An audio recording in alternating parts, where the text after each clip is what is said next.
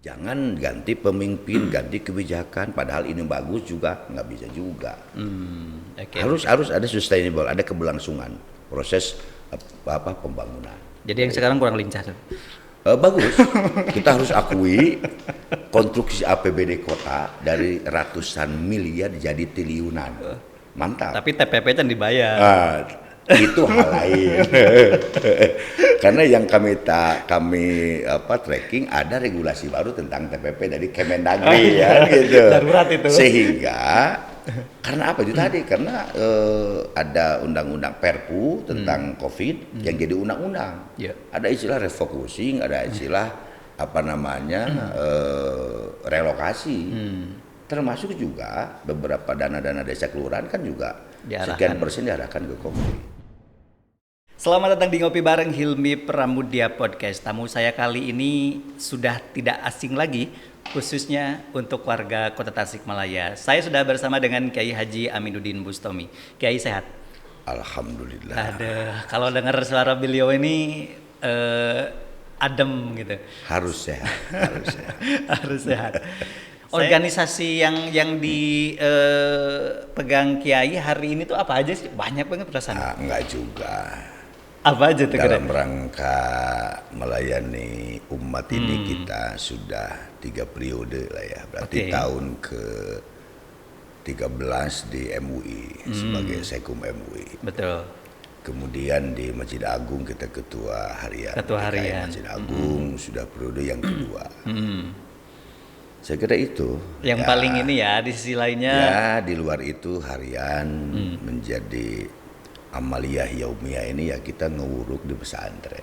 Itu aja. Di samping refreshing ya, kalau yang lain mancing kita mah tadabbur alam. Beroff-road ria, berrally ria, bahkan dalam rangka mensyariahkan sirkuit.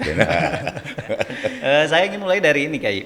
Hari ini kan orang COVID tuh masih masih banyak menjadi buah bibir gitu di yang terbaru terkait dengan vaksinasi. Yeah.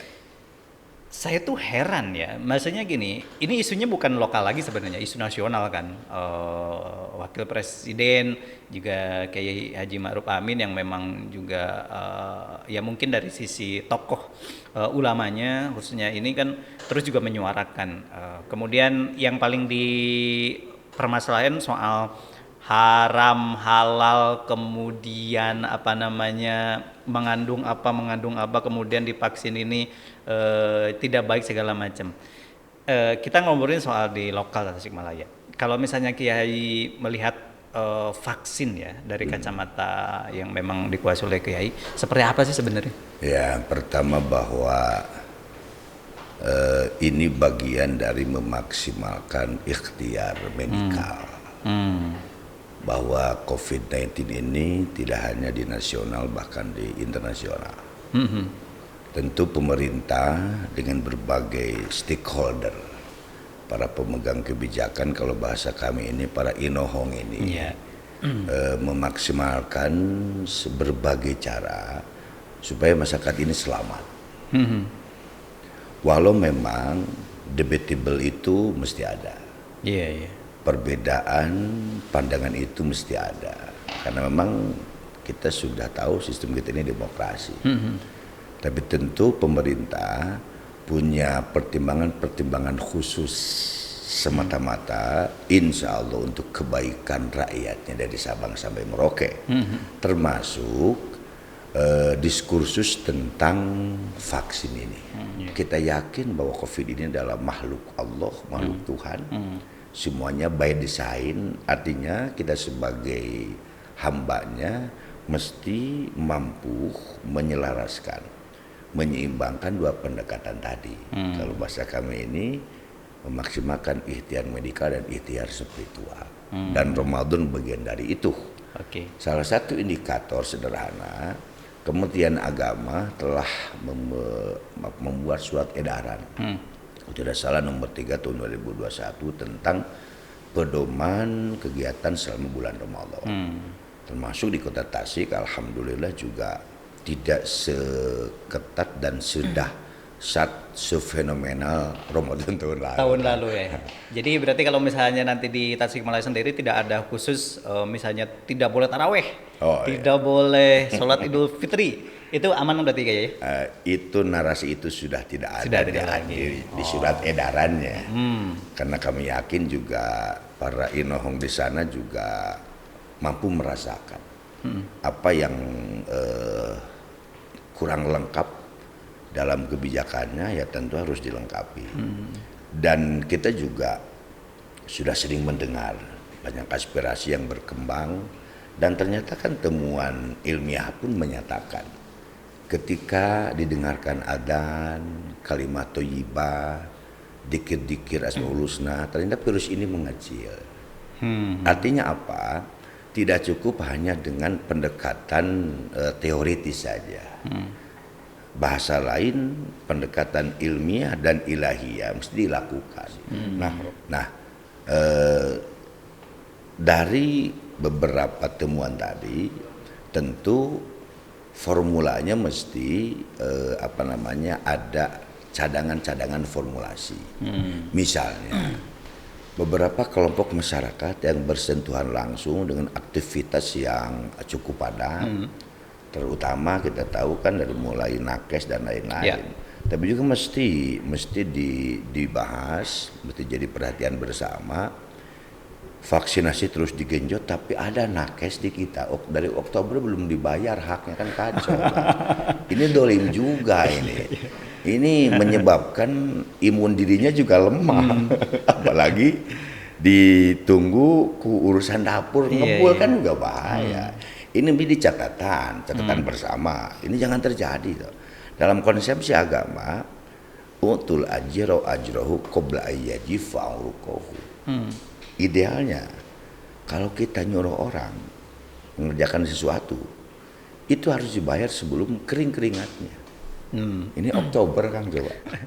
Enggak, masalahnya ternyata Yai juga melihat fenomena, maksudnya aware dengan fenomena itu ya? Oh iya, kita memang sejak awal karena kita ikut rapat. Oke. Satgas Covid dimulai rapat pertama, kedua, ketiga, keempat.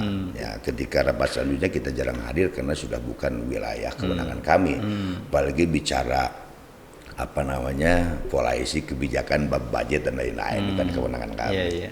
Jadi kapasitas kami para ulama paling tidak ini bentuk konkret sinergitas ulama umaro di kota Tasikmalaya, gitu. Oke. Alhamdulillah. Jadi memang tidak hanya saat ini Yai juga tidak hanya melihat dari sudut pandang yang memang mengerucut kepada bagaimana urusan keagamaan, tetapi juga fenomena yang itu juga saya kaget juga. Ternyata tahu juga nih. Jadi Yai. Begini, mindset kita, agama Islam itu syumuliyun, holistik, komprehensif. Dalam surah Al-Maidah itu dikatakan ayat 3, al-yauma akmaltu lakum. Artinya dari mulai urusan terkecil sampai terbesar, dunia akhirat sudah lengkap dalam konsepsi agama. Tinggal kita sebagai warga beragama seperti apa memahami, menguasai dan mengamalkannya. Nah, termasuk kaitan tadi, kami sejak awal rapat pertama baru 2 istilah dulu berkaitan dengan virus ini, PDP, ODP. Iya, betul. Kemudian ada OTG. Kemudian juga kita ikut rapat dari para medis ini yang berwenang memaparkan tentang bahwa virus ini hanya akan bisa menular dengan droplet. Rapat kemudian robah lagi, bisa lewat udara dan lain sebagainya. Sehingga kacamata kami, inilah dunia. Alam ini kan mutaghayyirun, itu sunatullahnya. Tapi perubahan ini mesti juga kita dua pendekatan tadi harus balance, harus seimbang. Dan itulah memang tugas kita sebagai Abdullah dan sebagai manusia. Apapun usaha yang telah dilakukan maksimal, kalau tidak seimbang sebanding, ya ada kekuatan di balik kekuatan ini gitu. Saya tahu persis soal tadi campaign atau kampanye dari Yai soal bagaimana harus menyeimbangkan upaya dohiriyah batiniah gitu. Betul. Ya. Karena saya pernah mengikuti beberapa kali kampanye Yai soal bagaimana masjid itu juga tempat untuk bagaimana ikhtiar di Betul. di batinia gitu, spiritual gitu. Itu Kiai seperti apa melihat itu? Contoh begini, kita sampai membahas di Komisi Fatwa MUI dengan para sepuh tentang jaga jarak di pelaksanaan sholat. Wah, itu ramai juga tuh ya. Ramai. Termasuk juga sebelumnya dibahas tentang apakah virus ini sudah masuk kategori taun. Taun itu? Taun yang dalam hadis Rasulullah itu dulu zaman Sayyidina Umar pernah ada penyakit semacam virus mematikan, namanya terkategorikan dalam agama namanya taun.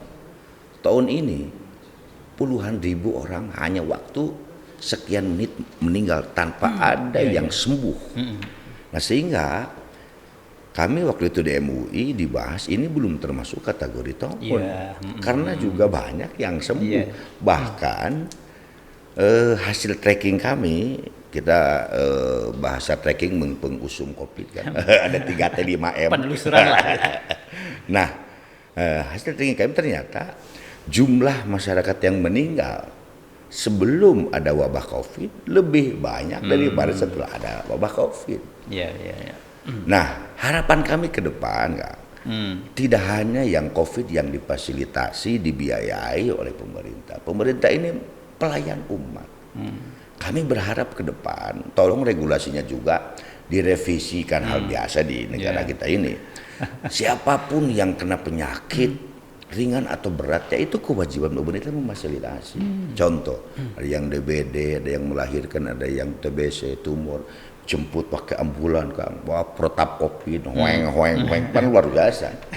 Saya kira itu yang diharapkan. Dan semua pengobatannya gratis kan. Seperti COVID itu yang pernah kami juga sampaikan ke para pemegang, para inhong ini. Setuju. Jadi jangan ada kesan kalau ingin gratis harus COVID kan. Kan jadi dapat dengarnya jadi lucu. Ya, dan nampak orang kan terkait dengan COVID itu orang bilang konspirasi, orang bilang segala macam. Memang di segi kebijakan tadi aja ya ngomongin soal istilah-istilah. Udah berapa istilah tuh yang muncul? Betul, termasuk katanya di Indonesia ini tidak akan tersebar virus karena dari 36 derajat kan, ini negara tropis. Akhirnya kacamata kami ya udah, berarti ini tidak masuk frame mindset kami. Ya tugas kami adalah tokoh agama bagaimana menyeimbangkan dari sisi spiritualnya itu aja. Oke, siap. Dan kalau misalkan terkait dengan protokol kesehatan, saya juga Jumatan di Masjid Agung kali-kali memang itu masih cukup menerapkan itu ya. Itu bagian ya, walaupun mungkin orang udah bosan juga gitu ya, dalam artian apalagi kalau misalkan soal jaga jarak pun satu sisi syariat mengajarkan bahwa kita harus rapat. Sekarang masih di Masjid Agung sampai saat ini itu masih direnggangkan, gimana? Jadi kita juga kaji dari sisi sumber-sumber referensi agama tentang jaga jarak.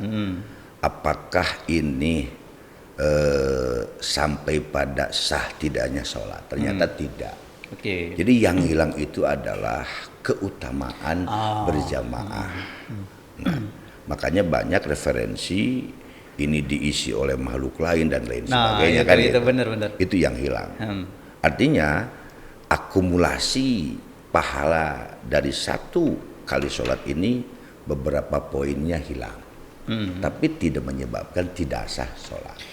Kurang afdol lah gitu. Eta bahasa sepuh mah kirang afdol, orang mah hayang menu HD afdol gitu.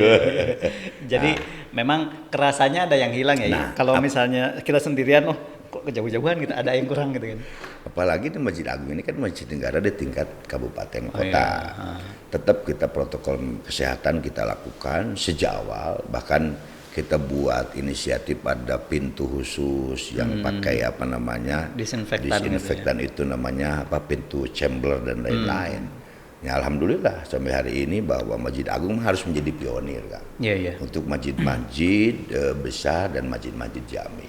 Alhamdulillah. Oke. Dan saya tahu juga hari ini Kiai juga sering melakukan silaturahim ke masyarakat. Bagaimana melihat realnya gitu masyarakat saat ini, khususnya kayak misalnya di pelosok-pelosok itu kondisinya gimana ya? Jadi gini kan, kita lebih yakin, Ainul yakin, aku yakin, mengapa kota Tasikmalaya ini termiskin se Jawa Barat. Iya. Bahkan kita sampai tracking cari info nih kan, tentu ke pihak-pihak terkait, berapa real jumlah masyarakat dari 800.000 kurang lebih jumlah jiwa. Yeah.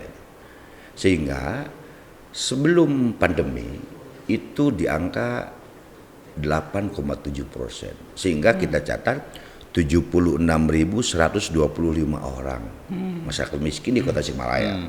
Nah, pasca Covid naik 1,3. 86.130 orang masyarakat miskin. Yeah. Nah, kita dengan silaturahim tadi, tatap muka, muajahah, sebab kacamata kami kirang afdol lah, kurang utama kalau ketemu silaturahmi dengan orang sebatas melalui media digital. Iya, betul. Kirang afdol. Jadi kita mesti ke lapangan. Sehari bisa 5, bisa 6, bisa 7. Silaturahim aja. Ngobrol begini, bagaimana dan lain-lain. Ternyata luar biasa, Kang. Masyarakat ini memang sederhana harapan. Ingin ada perbaikan nasib. Yang kedua, masyarakat menginginkan kami ini ya kebutuhan kami hanya yang primer-primer saja. Pendidikan, kesehatan, ekonomi. Yang dalam bahasa Musrenbang itu PPK IPM kan itu. Ini kan wilayah pemerintah. Yeah. Nah, pemerintah sebagai pelayan rakyat wajib menyediakan fasilitas ini. Dan tentu sebelum pemimpin merasakan nikmatnya fasilitas, idealnya rakyat dahulukan. Itu konsepsinya. Dan yang jadi guru uswah kan ya Muhammad sallallahu alaihi wasallam. Jangan dibalik. Ada pejabat datang ke Palemburan, hoyong dilayani rakyat, terbalik. Konsepsinya hasil kami silaturahim ini, ya kita jadi pelayan melayani umat. Tentu dengan apa? Karena misalnya begini, kita ini katakan ketua RT, RTA, berarti sekitar 100 kakak. Itu yang harus diketahui dari mulai biografi, autobiografi masyarakat di ke-RT-an itu. Berapa orang yang sakit, berapa yang tidak makan, termasuk penghasilan dan lain sebagainya. Itu kewajiban sebagai ketua RT. Kalau tidak mau tahu itu, jangan jadi ketua RT. Jadi rakyat biasa, enak kan, bebas, hanya ngurusin diri dan keluarga. Nah, jadi ketua RW berarti lingkupnya lebih luas, termasuk jadi pimpinan misalnya, jadi gubernur, jadi wali kota, jadi bupati. Konsekuensi, jangan katakan capek ngurus umat, itu konsekuensi pilihan Anda sebagai pelayan umat. Betul. Itu. Nah, kita melihat masyarakat itu yang diharapkan. Sehingga kami para kiai, para ulama dalam rangka menindaklanjuti aspirasi rakyat itu, ya kita sodorkan referensi keislaman tentang As-Siyasah fil Islam. Ada kitab namanya Al-Ahkamus Sultaniyah, ada kitab namanya As-Siyasatus Syariah li Islahi Ra'i-Wariyah, ada yang lebih tebal, ada Bunyah Wadin. Ini loh konsepsi siyasah fil Islam seperti apa. Ada satu konsep yang ini harus dilakukan, namanya siyasatul akhlaq wa akhlaqus siyasah, politik yang bermoral dan moral politik. Indah kan? Oke, ini ya kan turun ke masyarakat, tapi ada nggak warga nu ngarewas patuh? Ini udah ketawa kan? Pengabaun bikin jalan. Ayah. Selain itu ya, atuh aya nama tos waktosan pangetan yai soklah didorong ke masyarakat kamu memimpin Kota Tasikmalaya. Eta kumaha tah yai? Konsepsi pemimpin itu kan acuan syar'inya kullukum ra'in. Setiap dari kita ini pemimpin. Paling tidak memimpin dirinya. Persoalan kemudian ada sebagian umat rakyat yang punya aspirasi lain, ya konsepsinya latas alil imaroh. Kita jangan minta itu. Tapi ketika ada yang memohon meminta, lain cerita. Apa formulanya? 2, musyawarah istikharah. Dijamin oleh Rasulullah SAW tidak akan rugi orang yang bermusyawarah, tidak akan menyesal orang yang beristikharah. Ma khaba man istasyara wa ma nadama man istakhara. Nah, kami kebetulan bagian dari forum pondok pesantren dengan berbagai elemennya, tentu ini melakukan ini. Ini loh ada aspirasi, mangga musyawarahkan seperti apa ke depan. Oke. Gitu. Dan jangan salah, kita juga punya jejak digital yang memang forum pimpinan pesantren. Forum pondok pesantren. Pondok pesantren itu juga sudah melakukan deklarasi ke Yai. Bahkan Yainya sempat nggak tahu juga katanya. Jadi begini. Gimana deh? Beliau ternyata sudah membedah itu aspirasi tadi lebih dari 5-6 kali musyawarah. Di momen terakhir beliau manggil saya. Ini hasil musyawarah. Ya kalau memang kami dimohon untuk menjadi kepanjang tanganan sesepuh guru-guru kami, ya kita nggak bisa tolak. Tentu sekemampuan. Nah ternyata alhamdulillah kami lakukan lah, kalau mapping melegiting lah silaturahmi kan, berbagai segmen kan, sesuai dengan kultur masyarakat kota. Jadi kota ini kan ada lintas etnis sampai 18 etnis, lintas agama juga kita lakukan itu Bang. Alhamdulillah. Nah, ternyata ada kesamaan kesepahaman dan kesamaan harapan ke depan siapapun yang menjadi top leader ini, yang jelas kata kuncinya ya amanah, transparan. Jadi jangan begini jadi pemimpin itu. Ada slogan itu tapi jelek. Tidak pernah terlihat wajahnya. Tidak pernah terdengar pendapatnya. Tidak pernah terasa pendapatannya. Oke. Kalau soal proses nih ya, hari ini masih berproses, istilahnya tadilah melakukan silaturahmi, kemudian nanti kan yang namanya politik juga kan ada birokrasinya, ada segala macam aturan-aturannya. Kira-kira mau pakai perahu yang mana? Kan ada 2 nih, perahu yang independen misalkan atau perahu yang normalnya ada partai politik. Sudah kesanakah? Ya, jadi kita juga kaji mutolaah, mudzakarah sama-sama tentang regulasi bab nasbul imam ya, bab pemilu kada. Kita terakhir kemarin buka PKPU nomor 1 tahun 2020 bahwa untuk perahu itu bisa lewat parpol dan bisa lewat independen perseorangan dengan persentase kalkulasi jumlah penduduk dikali sekian. Kalau jumlah penduduk yang dari 100.000 sampai 500 persentase persyaratannya sekian dengan belangko yang telah disiapkan penyelenggara pemilu tentunya. Nah, jadi kita komunikasi dengan semuanya. Data dahulu mimbabi wahid semua. Dengan parpol juga kita sama. Kita juga dengan semua kawan-kawan yang ada di partai komunikasi baik. Kita ini jangan pernah nggak boleh baperan. Enjoy. Benar. Jadi bahasa saya ini jantang tos dinten enjing orang nggak yakin. Nah, itu. Jangan ketika kita tahu beda pilihan. Naros gente kan tidak begitu, enjoy aja kita. Kalau perlu sama-sama. Ini Kang Hilmi Pramudia ini, beliau calon wali kota, katakan begitu.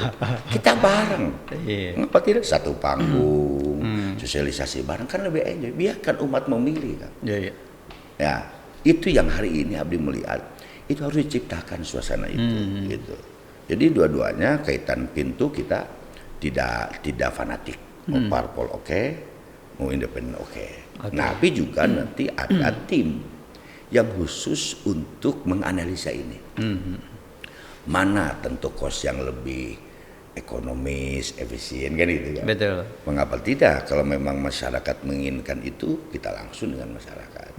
Karena dua-duanya dibolehkan diregulasi tentang pemilu. Oke, kemudian saya juga ingin menanyakan terkait kos politik itu mahal loh. Apa istilahnya kita tahu lah nggak harus ngomongin dan pernah kita dibahas juga terkait dengan ini mahal gitu. Kira-kira sudah nyiapin modal nggak belum? Oh Jadi- ini serius loh. Jadi memang saya dengar itu langsung dari ketua KPU itu. Oh gitu. Ya? Bahwa demokrasi kita ini high cost. Betul. Betul. Nah, termasuk juga itu menjadi salah satu konten di musyawarah sesepuh. Iya. Nah, ternyata kos itu mahal ketika yang tampil personal individu. Tapi ketika berjamaah, Oh, dalam iya. politik kan tidak aneh. Contoh, ketika kemarin pilpres, Ya. ada salah satu calon yang ngumpulin kenceleng. Mengapa tidak acang patungan kenceleng? Lebih sederhana kan? Enak. Iya, Jadi iya. kita ini sahamnya saham bersama, bukan saham kapitalis, Betul. bukan saham perseorangan. Enak gitu, kalau saham bersama enak. Jadi pemimpin hari ini jangan harap bisa kaya, Kang. Itu kata kunci. Ya. Karena sekarang kan ada LHKPN. Misalnya ini juragan ini jadi gubernur. Amin. Berapa ini daftar kekayaan sebelum Iya. jadi dan setelah jadi. Sekarang ini ada pasal TPPU, jangan salah. Betul. Jadi ke Abdi merasa apa sih yang membedakan kami dengan mereka-mereka? Hanya skala memanfaatkan dan kemanfaatan untuk umat. Jadi hari ini pemimpin itu pertama harus amanah, yang kedua transparan. Jangan ada jarak antara dengan yang dipimpinnya, jangan. Hari ini kan terkadang tiba-tiba ini nomor telepon saya yang tiba-tiba jadi pejabat jadi susah dihubungi, ngapain? iya. Jangan jadi pejabat lah, kan gitu, nggak Enggak. bisa. Kiai respon kalau saya WA gitu pasti balas. Asal kecuali HP-nya lagi mati ya. Jadi karena apa? Konsekuensi pilihan tadi. Iya, benar. Itu. Yang kedua bahwa alhamdulillah ternyata juga ketika itu hasilnya hasil musyawarah bersama jamaah kolektif, kita tidak tidak pernah juga memikirkan sesuatu yang di luar kemampuan. Contoh Iya. misalnya, ketika ada masyarakat yang menginginkan kami sampaikan konsepnya itu tadi, dunia ini bisa tegak ketika ada 4 komponen tadi bersinergi.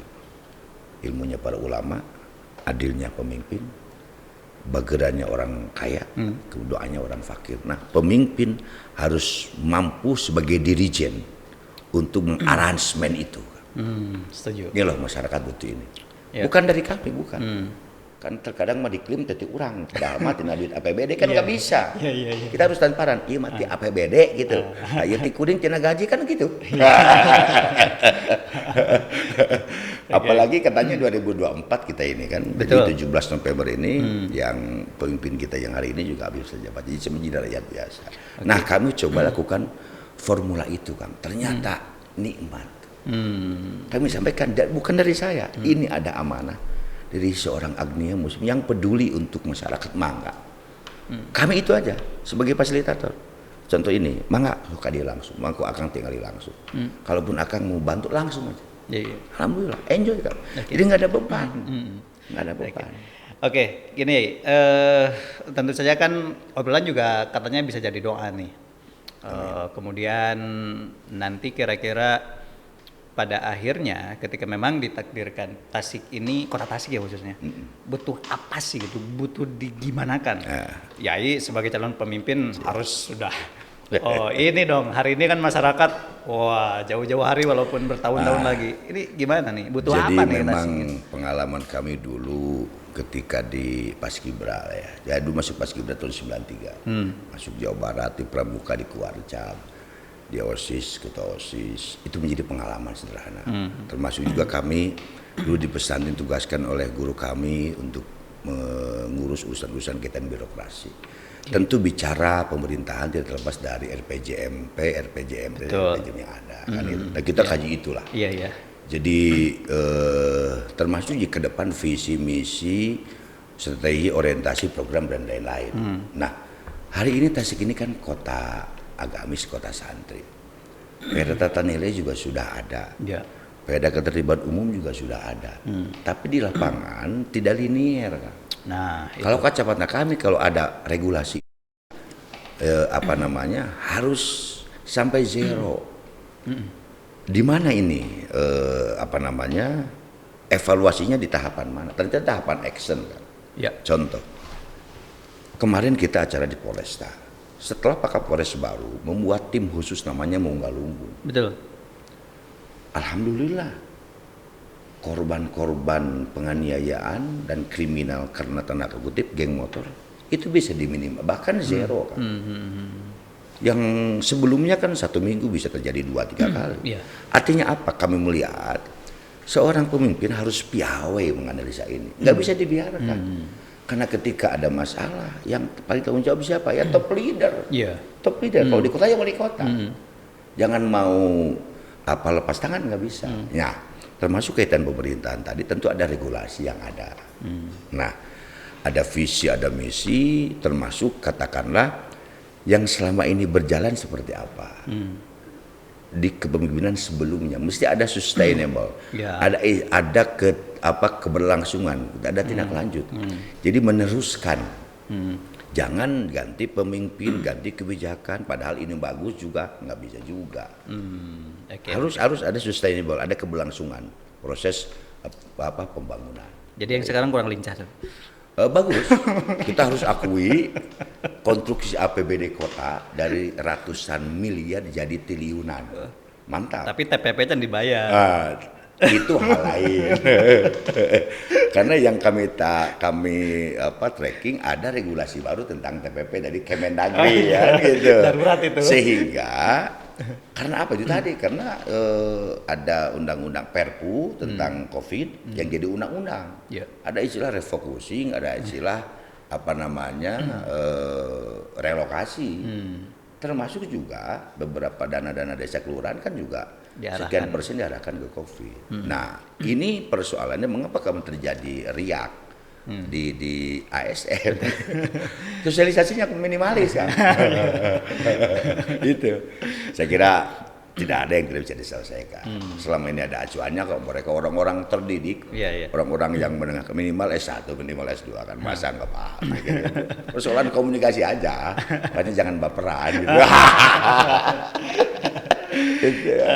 Saya kira sudah clear kalau sekarang saya sudah mendapatkan jawaban langsung dan masyarakat bisa menilai tentunya, walaupun prosesnya masih panjang ya. Masih panjang, masih dinamis dan segala sesuatu, karena politik itu kan tidak ada yang abadi. Betul. Yang adanya kepentingan. Dan itu seni. Nah, begini kan ada juga beberapa sepuh Kang Haji, politik ini identik kotor. Ya. Nah, kita jawab, kalau kotor siapa yang mau membersihkan? Ya, benar. Tidak cukup hanya dengan sapu yang bersih, tapi juga harus hati yang bersih. Jadi ketika itu ibarat kain kotor ya dicuci lah gitu deh. Catat, badah tiba warubun gofur hanya bisa diwujudkan ketika Muhammad bin Abdullah tidak hanya pemimpin spiritual, tapi pemimpin pemerintahan. Oke, sudah clear pembicaraan ini. Nanti kita bagaimana melihat apa yang akan dilakukan ke depan ya, karena tentu ini merupakan ikhtiar-ikhtiar yang harus dilakukan, apalagi dalam situasi seperti ini. Tadi terkait dengan keagamaan, alhamdulillah di Kota Tasikmalaya aman ya, maksudnya untuk tarawih masih bisa dilaksanakan. Saya tarawih di Masjid Agung loh ya. Alhamdulillah. Bahkan beliau paling rajin memantau, melaporkan. Ini gimana alhamdulillah. Nuhun Kang Hilman dan kru yang senantiasa mengingatkan kami kan. Ini Masjid Agung Kang Kirang begini alhamdulillah. Nuhun. Baik, dan terakhir akhir tahun ini kan saya nikah nih ya. Kayaknya cocok nih kalau Yai ini jadi saksi sama jadi khutbah nikahnya. Sebagai pelayan umat kita siap sesuai harapan umat. Bismillah.